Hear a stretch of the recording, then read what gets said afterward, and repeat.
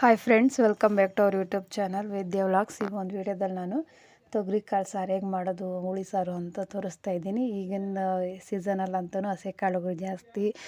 ಒಂದು ಅಲಸಂದಿ ಕಾಳಾಗಿರ್ಬೋದು, ತೊಗರಿ ಕಾಳಾಗಿರ್ಬೋದು, ಈ ಹಸಿ ಕಾಳುಗಳಲ್ಲಿ ಏನೇ ಸಾಂಬಾರು ಮಾಡಿದ್ರೂ ಕೂಡ ತುಂಬ ರುಚಿಯಾಗಿರುತ್ತೆ. ಉಪ್ಸಾರು ಮತ್ತು ಸಪ್ಪನೀರು ಮತ್ತು ಹುಳಿ ಸಾರು, ಬಸ್ಸಾರು ಎಲ್ಲ ಮಸಾಲೆ ಸಾರು ಎಲ್ಲ ಮಾಡಿದ್ರು ಚೆನ್ನಾಗಿರುತ್ತೆ. ಸೊ ನಾನಿವತ್ತು ಹುಳಿ ಸಾರು ಮಾಡೋದಕ್ಕೆ ಇಟ್ಕೊಂಡಿದ್ದೀನಿ. ಮೊದಲನೇದಾಗಿ ನಾನಿಲ್ಲಿ ಈರುಳ್ಳಿ ಮತ್ತು ಟೊಮೊಟೊ ಇವೆರಡು ನಾನು ಫ್ರೈ ಮಾಡೋಕ್ಕೆ ಇಟ್ಕೊಂಡಿದ್ದೀನಿ, ಒಗ್ಗರಣೆಗೆ ಹಾಕೋಣ ಅಂತ ಹೇಳ್ಬಿಟ್ಟು. ನಂತರ ಇಲ್ಲಿ ಕಾಯಿ ತುರಿ ಜಾಸ್ತಿ ಬೇಡ, ಒಂದು 5 ಟೇಬಲ್ ಸ್ಪೂನ್ ಆಗೋಷ್ಟು, ಮತ್ತು ಬೆಳ್ಳುಳ್ಳಿ ಒಂದು ಮೀಡಿಯಮ್ ಸೈಜ್ ಈರುಳ್ಳಿ ಒಂದೆರಡು ಕಟ್ ಮಾಡಿ ಇಟ್ಕೊಂಡಿದ್ದೀನಿ, ಮತ್ತು ಕಡಲೆಪಪ್ಪು ಒಂದು ಟೇಬಲ್ ಸ್ಪೂನು, ಮತ್ತು ಕೊತ್ತಂಬರಿ, ಒಂದು ದೊಡ್ಡ ಟೊಮೊಟೊ ರುಬ್ಬೋದಕ್ಕೆ, ಇವೆಲ್ಲ ರುಬ್ಬೋದಕ್ಕೆ. ಮತ್ತು ಇದು ಚಿಕ್ಕ ಚಿಕ್ಕದಾಗಿ ಕಟ್ ಮಾಡಿರೋ ಈರುಳ್ಳಿ ಮತ್ತು ಅದು ಒಗ್ಗರಣೆಗೆ. ಮತ್ತು ಇಲ್ಲಿ ನಾನು ತರಕಾರಿ ಬಂದ್ಬಿಟ್ಟು ಆಲೂಗಡ್ಡೆ, ಬದನೆಕಾಯಿ ತೊಗೊಂಡಿದ್ದೀನಿ. ನೀವು ಬೇರೆ ತರಕಾರಿ ಕೂಡ ತೊಗೊಬೋದು. ಮತ್ತು ಕಾಳೆಲ್ಲ ಬಿಡಿಸಿಟ್ಕೊಂಡಿದ್ದೀನಿ. ತೊಗರಿ ಕಾಳು ಏನಿತ್ತು ಅದನ್ನೆಲ್ಲ ಸುಮಾರು ಒಂದು ಅರ್ಧ ಕೆಜಿ ಆಗೋಷ್ಟಿದೆ ಕಾಳೆಲ್ಲ. ನಂತರ ನಾನು ಕಾಳು ಕೂಡ ತೊಳೆದಿಟ್ಕೊಂಡ್ಬಿಡ್ತೀನಿ.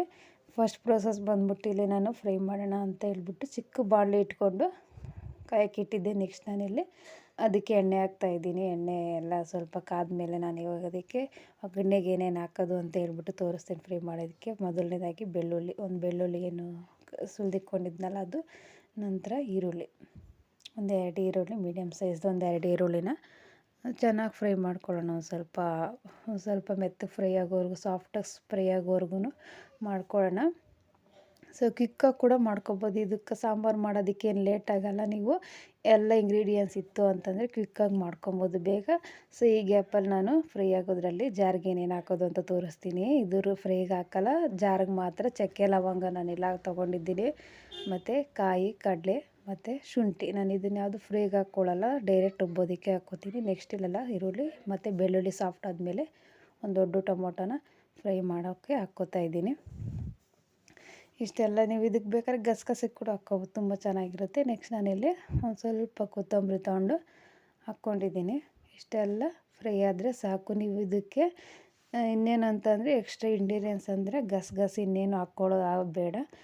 ಮಸಾಲೆ ಎಲ್ಲ ನಾವು ರುಬ್ಬೋದಕ್ಕೆ ಹಾಕ್ಕೊಳ್ಳೋಣ. ಅಂದರೆ ಸ್ಪೈಸಸ್ ಇಲ್ಲಿ ನಾನು ನೆಕ್ಸ್ಟ್ ತೋರಿಸ್ತೀನಿ. ಇವಾಗ ಜಾರಿಗಿದೆಲ್ಲ ಹಾಕ್ಕೊಂಡ ನಂತರ ಸ್ಪೈಸಸ್ ಬಂದು ನಾನಿಲ್ಲಿ ಖಾರದ ಪುಡಿ ಮತ್ತು ಧನಿಯಾ ಪುಡಿನ ತೊಗೊಂಡಿದ್ದೀನಿ. ಖಾರದ ಪುಡಿಗಿನ ಒಂದು ಸ್ವಲ್ಪ ನಾನು ಧನಿಯಾ ಪುಡಿ ಜಾಸ್ತಿ ತೊಗೊಂಡಿದ್ದೀನಿ. ಖಾರದ ಪುಡಿ ಬಂದು 1 ಟೇಬಲ್ ಸ್ಪೂನ್ ತೊಗೊಂಡಿದ್ದೀನಿ. ನಂತರ ನಾನು ಈ ಜಾರಿಗೆ ಬಂದುಬಿಟ್ಟು ಏನು ಫ್ರೈ ಮಾಡಿ ಇಟ್ಕೊಂಡಿದ್ನಲ್ಲ ಈರುಳ್ಳಿ, ಬೆಳ್ಳುಳ್ಳಿ, ಟೊಮೊಟೊ, ಕೊತ್ತಂಬರಿ, ಇದನ್ನೆಲ್ಲ ನಾನು ಹಾಕ್ಕೊಳ್ತಾ ಇದ್ದೀನಿ. ನೀವು ಬೇಕು ಅಂದರೆ ಇದಕ್ಕೆ ಸ್ವಲ್ಪ ಹುಣಸೆಹಣ್ಣು ಹಾಕ್ಕೋಬೋದು. ಹುಣಸೆಹಣ್ಣು ಬೇಡ ಅಂತಂದರೆ ಟೊಮೊಟೊ ನಾನು ಒಗ್ಗರಣೆಗೆ ಹಾಕ್ಕೋತಾ ಇದ್ದೀನಿ. ಟೊಮೊಟೊ ಒಂದು ಜಾಸ್ತಿ ಹಾಕ್ಕೋತಾ ಇದ್ದೀನಿ ಅಷ್ಟೇ, ಹುಣಸೆಹಣ್ಣು ಬದಲಾಗಿ. ನಾನು ಇವಾಗ ಇದಕ್ಕೊಂದು ಸ್ವಲ್ಪ ನೀರು ಹಾಕ್ಬಿಟ್ಟು ಗ್ರೈಂಡ್ ಮಾಡ್ಕೊಂಬಿಡ್ತೀನಿ. ನೋಡಿ, ಒಂದು ಕನ್ಸಿಸ್ಟೆನ್ಸಿ ಇದ್ದರೆ ಸಾಕು. ಜಾಸ್ತಿ ಸಾಫ್ಟಾಗೂ ಬೇಡ, ಇಲ್ಲ ಜಾಸ್ತಿ ತರಿಯಾಗೂ ಬೇಡ. ಆ ಥರ ರುಬ್ಕೊಂಡು ನೆಕ್ಸ್ಟ್ ಕುಕ್ಕರ್ ಇಟ್ಟಿದ್ದೀನಿ. ಒಗ್ಗರಣೆ ಹಾಕೋಣ ಅಂತ ಹೇಳ್ಬಿಟ್ಟು ಕುಕ್ಕರು ಬಿಸಿ ಆದಮೇಲೆ ಎಣ್ಣೆ ಹಾಕ್ಕೋತಾ ಇದ್ದೀನಿ. ಎಣ್ಣೆ ಎಲ್ಲ ಕಾದ್ಮೇಲೆ ಒಂದು ಸ್ವಲ್ಪ ಸಾಸಿವೆ ಎಲ್ಲ ಸಿಡಿದ್ಮೇಲೆ ನಾನಿಲ್ಲಿ ಒಗ್ಗರಣೆಗೆ ಒಂದು ಈರುಳ್ಳಿ, ಒಂದು ಟೊಮೊಟೊ ಎಲ್ಲ ಸಪ್ರೇಟ್ ಇಟ್ಕೊಂಡಿದ್ನಲ್ಲ ಚಿಕ್ಕದಾಗಿ ಕಟ್ ಮಾಡಿ, ಅದನ್ನು ಹಾಕ್ಕೋತಾ ಇದ್ದೀನಿ. ಜೊತೆಗೆ ಕರಿಬೇವು, ಹಸಿ ಕರಿಬೇವು ಹಾಕಿದ್ರೆ ಅದು ಒಂದು ಫ್ಲೇವರೇ ಸಖತ್ತಾಗಿರುತ್ತೆ. ನಂತರ ನಾನು ಇದನ್ನು ಒಂದು ಸ್ವಲ್ಪ ಸಾಫ್ಟಾಗಿ ಫ್ರೈ ಆಗಿಬಿಡಲಿ. ಈರುಳ್ಳಿ ಮತ್ತು ಟೊಮೊಟೊ ಹಸಿ ವಾಸನೆ ಹೋಗೋವರೆಗೂ ಸಾಕು, ಜಾಸ್ತಿ ಫ್ರೈ ಮಾಡ್ಕೊಳ್ಳೋದಕ್ಕೇನು ಹೋಗಬೇಡಿ. ಇದೆಲ್ಲ ಒಂದು ಸ್ವಲ್ಪ ಸಾಫ್ಟಾಗಿ ಫ್ರೈ ಆಗಲಿ. ನಾನು ಇದಕ್ಕೆ ತರಕಾರಿ ಬಂದುಬಿಟ್ಟು ಆಲೂಗಡ್ಡೆ, ಬದನೆಕಾಯಿ ತೊಗೊಂಡಿದ್ದೀನಿ. ನೀವು ಬೇಕಿತ್ತು ಅಂದರೆ ಬೀನ್ಸು ಮತ್ತು ಹೂಕೋಸು, ಬೇರೆ ತರಕಾರಿ ಕೂಡ ತೊಗೋಬೋದು. ಇನ್ನೊಂದು ಗುಂಡು ಬದನೆಕಾಯಿ ಬರುತ್ತಲ್ಲ, ಅದು ಕೂಡ ತೊಗೊಬೋದು. ಬೇರೆ ತರಕಾರಿ, ನವಿಲುಕೋಸು, ಏನೇ ತರಕಾರಿ ನಿಮ್ಗೇನು ಇಷ್ಟರಲ್ಲಿ ಏನು ಇಷ್ಟ ಆಗುತ್ತೆ ಅಂತ ಹೇಳ್ಬಿಟ್ಟು ಅಷ್ಟು ತರಕಾರಿ ತೊಗೊಂಡ್ರೆ ಈ ಒಂದು ಹಸಿ ಕಾಳು ಸಾರಿಗೆ ತುಂಬಾ ಚೆನ್ನಾಗಿರುತ್ತೆ, ರುಚಿಯಾಗಿರುತ್ತೆ. ಇವು ತರಕಾರಿ ಎಲ್ಲ ಹಾಕಿ ಫ್ರೈ ಮಾಡೋವಾಗ ಆ ಒಂದು ಫ್ಲೇವರೇ ಸಾರು ಫ್ಲೇವರೇ ತುಂಬ ಚೆನ್ನಾಗಿರುತ್ತೆ. ನೆಕ್ಸ್ಟ್ ನಾನಿಲ್ಲಿ ಕಾಳು ಬಿಡಿಸಿಟ್ಕೊಂಡಿದ್ನಲ್ಲ, 2 ಸಾರಿ ವಾಶ್ ಮಾಡಿ ಇಟ್ಕೊಂಡಿದ್ದೆ, ಅದನ್ನು ಕೂಡ ಹಾಕ್ಕೊಂಬಿಟ್ಟು ಇನ್ನೊಂದು ಸತಿ ಮಿಕ್ಸ್ ಕೊಟ್ಬಿಡ್ತೀನಿ. ನೀವು ಹಸಿ ಕಾಳಲ್ಲಿ ಏನೇ ಮಾಡಿ ಸಪ್ಪನೀರು, ಅದು ಕೂಡ ನಾನು ನೆಕ್ಸ್ಟ್ ವೀಡಿಯೋಗಳು ತೋರಿಸ್ತೀನಿ. ಉಪ್ಸಾರು, ಮಂಡ್ಯ ಸ್ಟೈಲ್ ಮಾಡ್ತಾರಲ್ಲ ಉಪ್ಸಾರು, ಅದೇ ಬೇರೆ ಥರ ಮಾಡ್ತಾರೆ. ನಮ್ಮ ಕಡೆ ಬೇರೆ ಥರ ಮಾಡ್ತಾರೆ. ಏನೇ ಸಾಂಬಾರು ಮಾಡಿದ್ರು ಬಸ್ಸಾರು, ಮಸಾಲೆ ಸಾರು ತುಂಬಾ ಚೆನ್ನಾಗಿರುತ್ತೆ. ನೆಕ್ಸ್ಟ್ ನಾನಿಲ್ಲಿ ಒಂದು ಚಿಟಿಕೆ ಆಗೋಷ್ಟು ಅರಿಶಿನ ಮತ್ತು ಇದೆಲ್ಲ ಕಾಳು ತರಕಾರಿಗೆಲ್ಲ ಉಪ್ಪಿಡಿಲೆ ಅಂತ ಹೇಳ್ಬಿಟ್ಟು ಒಂದು ಸ್ವಲ್ಪ ಉಪ್ಪು ಹಾಕ್ಕೋತಾ ಇದ್ದೀನಿ, ಜಾಸ್ತಿ ಬೇಡ.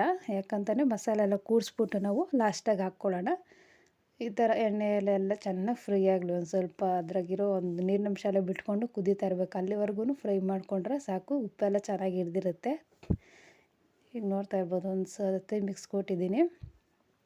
ಹೀಗೆ ಫೈನಲ್ಲಾಗಿ ಚೆನ್ನಾಗಿ ನೀರೆಲ್ಲ ಬಿಟ್ಕೊಂಡು ಉಗಿತಾ ಇದೆಯಲ್ಲ, ಈಗ ನಾನೀಗ ಮಸಾಲೆ ಹಾಕ್ಕೋತಾ ಇದ್ದೀನಿ. ಏನು ರುಬ್ಬಿಟ್ಕೊಂಡಿದ್ನಲ್ಲ ಮಸಾಲೆ, ಅದನ್ನು ಹಾಕ್ಕೊಂಡು ನೀವು ಇವಾಗ ನೀರು ಕನ್ಸಿಸ್ಟೆನ್ಸಿ ಎಷ್ಟು ಬೇಕೋ ನೋಡಿ ಹಾಕ್ಕೊಬೋದು. ಸಾಂಬಾರು ತೆಳ್ಳಗೆ ಬೇಕು ಅಂದರೆ ತೆಳ್ಳಗೆ ಹಾಕ್ಕೊಳ್ಳಿ. ಇಲ್ಲ ನಿಮಗೆ ಗಟ್ಟಿಗೆ ಇರಲಿ ಗ್ರೇವಿ ಥರ ಅಂದರೆ ನೀವು ನಾನು ಇಲ್ಲಿ 2 ಗ್ಲಾಸ್ ಹಾಕ್ಕೋತಾ ಇದ್ದೀನಿ. ಈ ಗ್ಲಾಸಲ್ಲಿ ಬಂದ್ಬಿಟ್ಟು ನಾನು 2 ಗ್ಲಾಸ್ ಹಾಕ್ಕೊಂಡ್ರೆ ಈ ಗ್ಲಾಸಲ್ಲಿ ಸಾಕು. ಈ ಕನ್ಸಿಸ್ಟೆನ್ಸಿ ಸಾಂಬಾರು ಜಾಸ್ತಿ ತೆಳ್ಳಗೆ ಬೇಡ. ರೈಸ್ಗಾದರೆ ಚೆನ್ನಾಗಿ ತೆಳ್ಳಗೆ ಸಾಕಾಗುತ್ತೆ. ಬಟ್ ಮುದ್ದೆಗೆ ಅಂತಂದರೆ ಗಟ್ಟಿಗಿದ್ರೇ ಚೆನ್ನಾಗಿರುತ್ತೆ.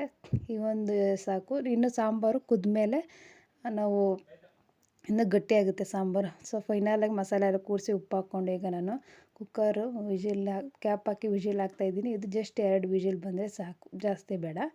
2 ವಿಜಿಲ್ ಕೂಗಾದ್ಮೇಲೆ ಸಾಂಬಾರು ಹೇಗೆ ರೆಡಿ ಆಯಿತು ಅಂತ ನಾನಿಲ್ಲಿ ತೋರಿಸ್ತೀನಿ. ಸೊ ಫೈನಲ್ಲಾಗಿ ಸಾಂಬಾರು ರೆಡಿ ಆಯಿತು. ನೋಡ್ತಾ ಇರ್ಬೋದು ನೀವು. ಸಾಂಬಾರು ತೆಳ್ಳಗೆ ನಾನು ರೆಡಿ ಮಾಡಿದ್ದೆ, ಬಟ್ ಕೂಗಿದ್ಮೇಲೆ ಸಾಂಬಾರು ಇನ್ನೂ ಗಟ್ಟಿಗಾಗಿದೆ. ಈ ಒಂದು ಕನ್ಸಿಸ್ಟೆನ್ಸಿ ಮುದ್ದೆಗೆ ಸಖತ್ತಾಗಿರುತ್ತೆ. ಒಮ್ಮೆ ಟ್ರೈ ಮಾಡಿ.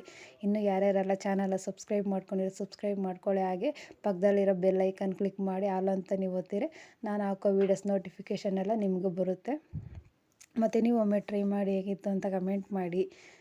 ಮತ್ತು ನಿಮ್ಗೇನಾದರೂ ಈ ವಿಡಿಯೋ ಇಷ್ಟ ಆಯಿತು ಅಂದರೆ ಒಂದು ಲೈಕ್ ಮಾಡಿ. ಮತ್ತು ಹೀಗೆ ನಮ್ಮ ಚಾನಲ್ನ ಸಪೋರ್ಟ್ ಮಾಡಿ ಅಂತ ಕೇಳ್ಕೊತೀನಿ. ನೀವು ಈ ಸಾಂಬಾರು ತುಂಬಾ ರುಚಿಯಾಗಿತ್ತು.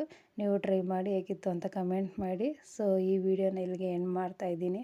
ಮತ್ತು ಇನ್ನೊಂದು ವಿಡಿಯೋದಲ್ಲಿ ಸಿಗ್ತೀನಿ ಅಂತ ಹೇಳ್ತಾ, so thanks for watching guys.